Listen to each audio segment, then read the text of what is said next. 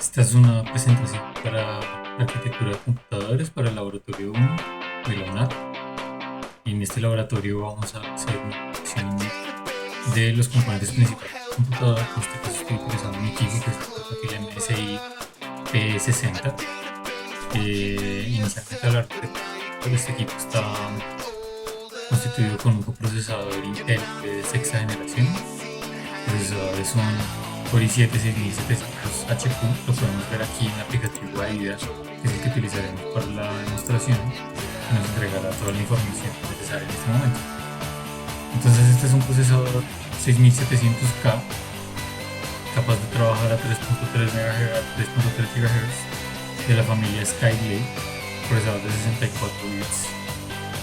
Este procesador tiene 4 núcleos y 8 hilos.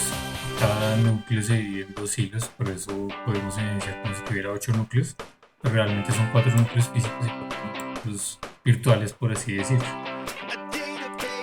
Aquí lo podemos también ver con la herramienta más detallada de la aplicación. Esta nos va a decir la familia, que es el Skylake, la familia de los procesadores de sexta generación, arquitectura de 14 núcleos, la velocidad en promedio, que es de 2.6 GHz, alcanza los 3.3 con una opción que tiene este procesador que se llama Turbo Boost, y lo que hace es que cuando necesita utiliza uno o dos núcleos y los eleva a esa velocidad, como si hiciera un overclocking, que es aumentar la velocidad del procesador. Aquí lo podemos ver cómo varía el núcleo en las diferentes velocidades. ¿Sí? Esa opción que tiene de cambiar la velocidad del procesador se llama Speed Step. Ok, ahora podemos ver otro aplicativo que nos muestra la información del procesador, que también es de código abierto, conocido como CPU-Z. CPU-Z nos permite también ver información un poquito más detallada del procesador, pero únicamente del procesador y del video integrado que tiene el mismo procesador. En este caso vamos a ver de nuevo el procesador Intel 6700, familia Skylake, arquitectura de 14 nanómetros. Aquí podemos identificar el voltaje que está consumiendo y podemos verificar también la velocidad que está utilizando y el multiplicador que utiliza. Él realmente trabaja con una velocidad de 100 MHz y utiliza este multiplicador para generar la frecuencia final de procesamiento. Tenemos también las velocidades de cachés, los tres tipos de memoria caché: la caché L1, la caché L2 y la caché L3 que tiene este procesador. Aquí evidenciamos de nuevo los 4 núcleos y los 8 hilos de procesamiento. Sobre los cachés vemos los tamaños de los cachés. Para la L1 de datos y para la L1 de instrucciones tiene 32 KB, para la L2 tiene 256 KB y para la L3 tiene 6 MB. De nuevo podemos ver la frecuencia interna, cómo varía. Okay. Ahora podemos evidenciar la memoria RAM. La memoria la encontramos en el aire de aquí, en la parte del SSD. Hablamos que este equipo tiene una memoria de 8 GB, una sola pastilla, ya tipo DDR4. DDR4 2133 con una frecuencia de 1067 para 64 bits y tiene un consumo de 1.2 voltios. Estas son las latencias de la memoria dependiendo de qué frecuencia esté trabajando. Esa 1066 tiene una latencia de 16, 15, 15, 36 más estas latencias complementarias. Cada una de estas latencias nos va a adquirir un comportamiento interno de la memoria. También podemos ver un CPU. Aquí en memoria vamos a encontrar DDR4, 8 GB. En este momento me va a decir que el canal es sencillo porque solo tiene una pastilla. Si tuviera dos pastillas de RAM, diría Dual Channel, lo que quiere decir que duplicaría casi la velocidad de procesamiento o la velocidad de transferencia de la memoria. De nuevo vemos las latencias, la latencia CR, las latencias RASTICAS, y la frecuencia. La frecuencia también en la memoria va a variar dependiendo de la carga de procesamiento, aunque es más estable que la del procesador. En el SPD de la memoria, las latencias que son compatibles con la memoria dependiendo de qué velocidad está funcionando. Si yo bajase la velocidad de la memoria, tendría que cargar la latencia de esta memoria, aunque podría perder un poco en el bus de datos de la memoria. Podemos probar esto también con el AIDA, en las opciones de rendimiento de memoria y caché. Aquí vamos a encontrar una pequeña prueba que nos va a mostrar qué velocidad tiene nuestra memoria RAM y qué velocidad de transferencia tienen las memorias caché del procesador. Por supuesto, la memoria caché del procesador es muchísimo más que la que tiene integrado el procesador, porque articulares de procesador es muy pequeño. Igual ya en esta memoria, así sea single channel o canal sencillo, ya obtenemos velocidad de transferencia de 12 GB por segundo, 13 GB por segundo en lectura y escritura. Y vamos a ver también que la velocidad de los cachés es muchísimo más alta, es muy superior a la velocidad de la memoria. La memoria, por supuesto, está conectada directamente al procesador, pero lo que genera el cuello de botella y se evita la transferencia a la memoria. En este caso vemos que la memoria caché es capaz de alcanzar 300 GB por segundo en lectura, 160 en escritura y 709 en copia. Y ya la memoria caché L3, L2 es un poquito más lenta, caché L3 también es un poquito más lenta, pero por encima de los gigabytes por segundo. En la memoria RAM tenemos unos 12 o 13 GB por segundo y la caché L3, que es la más lenta de las cachés, ya fácilmente llega a 150 GB por segundo. Aquí vemos de nuevo la memoria, que la encontramos en single channel, que es una memoria DDR4 2133. DDR4 es capaz de manejar hasta de 3300 MHz. Entonces esta simplemente sería una etapa más sencilla en DDR4. Ok. Este equipo tiene una capacidad de almacenamiento de 32 GB de RAM. Si colocara en los dos bancos que tiene de memoria pastillas de 16 GB, que son las que se consiguen más altas en este momento. Otro componente importante de este equipo, que lo hace un poco diferente a los demás, es el tipo de discos duros que tiene. Podemos ver que aquí en el resumen el aditamento nos informa que tiene dos unidades de disco duro. Tiene una unidad de disco duro Hitachi convencional de 1 TB, SATA de 7300 revoluciones por minuto, y tiene una unidad de almacenamiento sólido Samsung con conexión NVMe, que se utiliza el puerto M.2. Es un nuevo puerto que va directamente a una de las líneas de la board de 257. En este momento les quiero mostrar una prueba de rendimiento, de la IDA, rendimiento de disco tiene herramientas. Ya realicé la prueba del disco duro Hitachi, porque es una prueba más técnica, en la que encontramos que la velocidad de lectura inicial era de 140 MB por segundo. En la mitad de la prueba alcanzó los 118 MB por segundo y al finalizar la prueba, el disco convencional terminó en una tasa de transferencia de 80 MB por segundo. Aleatoriamente, una velocidad de 34 MB y en su caché una velocidad de 436 MB por segundo, con un tiempo de acceso de lectura promedio de 14 milisegundos. Aunque eso pareciera rápido, vamos a ver cómo la velocidad del disco duro es muy superior. Pues simplemente seleccionamos el disco, ejecutamos la prueba y vamos a encontrar que él va a hacer una evaluación primero de qué tamaños de bloque utilizar para la prueba. Ejecuta la prueba y encontramos que finalmente llega a los 1500 megas por segundo, o casi 1.5 gigabytes por segundo. En el medio 920 megas por segundo y finalmente 1545 megas por segundo. Es evidente que este tipo de discos no pierden la velocidad de transferencia durante el tiempo de transferencia, sino que de hecho la sostiene y lo puede aumentar. La velocidad de lectura aleatoria es de 1040 por segundo. Vamos a ver la velocidad del buffer que está cargando en este momento.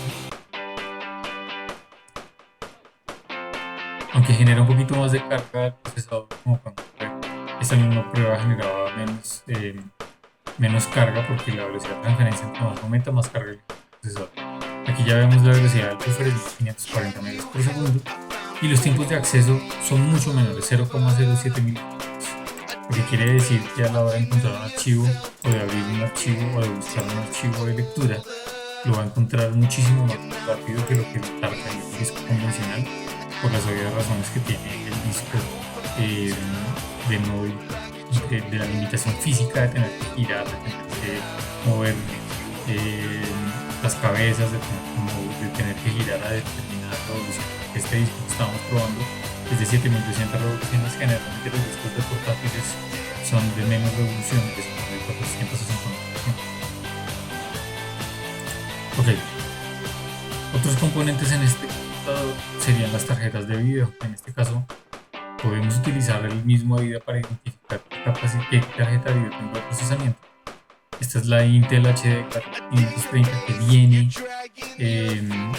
dentro de la arquitectura del procesador. Dentro de la arquitectura del procesador sí encontramos esta tarjeta, pero este computador viene acompañado de una tarjeta NVIDIA 960. Aunque no la lee como la tarjeta primaria porque realmente la conexión se hace a través de la Intel, sí podemos ver en aplicativos como GPU-Z, que es parecido a nuestro CPU-Z, pero fabricante de software, y él nos va a informar exactamente lo que tenemos. En este momento podemos ver aquí que nos va a reportar información sobre la Intel como la tarjeta principal. Entonces es Skylake, que es la arquitectura del procesador, 14 nanómetros, DDR4 porque utiliza la memoria RAM, y vamos a poder ver la información de la tarjeta que tiene NVIDIA GTX 960. Esta tarjeta tiene una arquitectura de 28 nanómetros, tiene 2 GB de memoria, aquí la vemos, pero utiliza una memoria tipo GDDR5 y 128 bits de ancho de banda. Aquí vamos a ver a qué velocidad funciona el procesador y a qué velocidad funciona también la memoria, y qué capacidades tienen de cómputo: OpenCL, CUDA y Direct Compute 5. También nos dice que es por puerto PCI Express 2.0 y la velocidad de transferencia que es capaz de alcanzar en gigapíxeles por segundo o en gigapíxeles por segundo.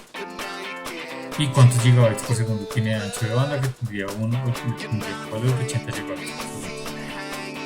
Bueno, de nuevo vamos a poder ver esta herramienta no solo para poder ver las características de la tarjeta, sino que también vamos a poder evaluar la carga de la tarjeta gráfica. Aquí nos va a decir de qué temperatura está funcionando, cuál es la velocidad del procesador, cuál es la velocidad de la memoria, que también es variable, y cuál es la carga del controlador de memoria y la carga del procesamiento gráfico. Cuando estemos en un videojuego haciendo consumo de procesamiento gráfico, ustedes nos van a decir hasta dónde llega la carga del procesamiento, tanto para la integrada como para la NVIDIA. En los dos puedo ver las mismas opciones. ¿Sí? En este tipo de computadores para procesamiento avanzado, para la carga pesada, la tarjeta de video de NVIDIA con una forma de acelerar y generar más rendimiento.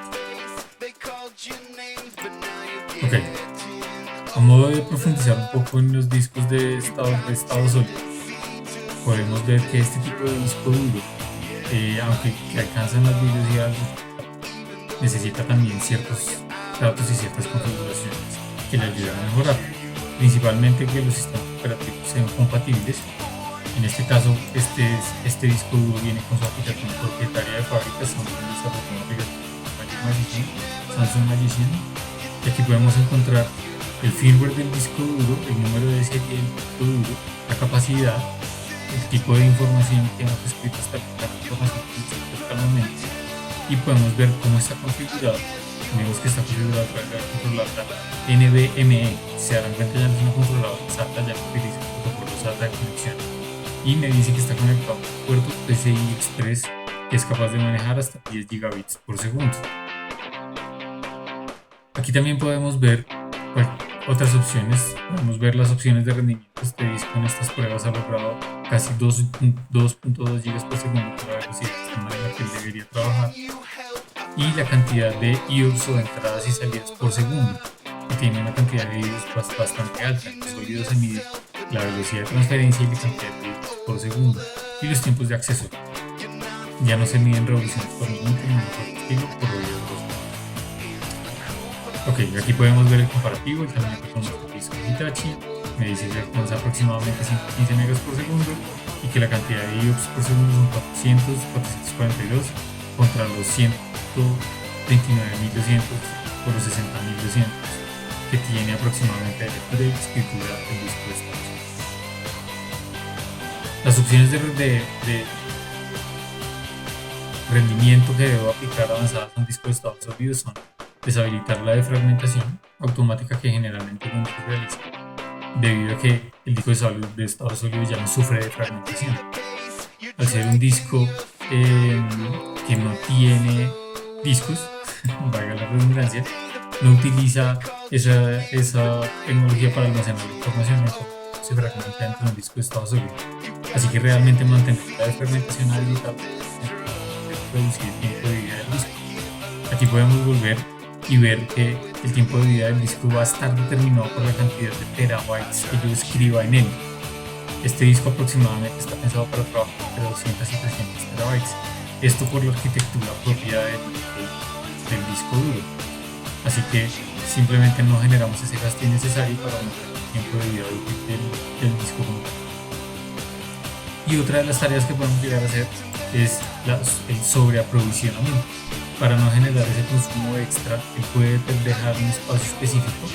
En este caso, por ejemplo, con el perfil recomendado por Samsung para este disco son el 10% de la capacidad, que son 23.835 GB. Y él utilizaría este espacio para poder optimizar el rendimiento y para poder dar mayor vida al disco duro, de nuevo por la arquitectura que los discos de estado sólido utilizan.